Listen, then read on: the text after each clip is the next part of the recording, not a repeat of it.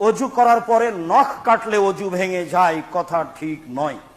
অজু করার পরে বাচ্চাকে দুধ খাওয়ালে অজু ভেঙে যায়, কথা ঠিক নয়। অজু করার পরে মাথার কাপড় পড়ে গেলে অজু ভেঙে যায়, কথা ঠিক নয়। অজু করার পরে কুকুর কাপড় স্পর্শ করলে অজু ভেঙে যায়, কথা ঠিক নয়।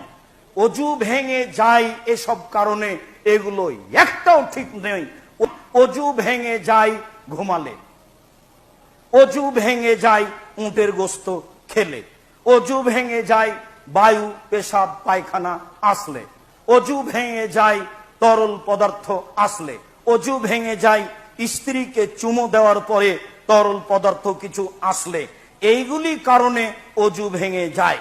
আবার সেই কথাই ফিরে আসতে হবে, মানুষ যদি তার স্ত্রী অঙ্গ বা পুরুষ অঙ্গ স্পর্শ করে আর সেটা যদি উত্তেজিত হয়ে করে তাহলে অজু ভেঙে যায়।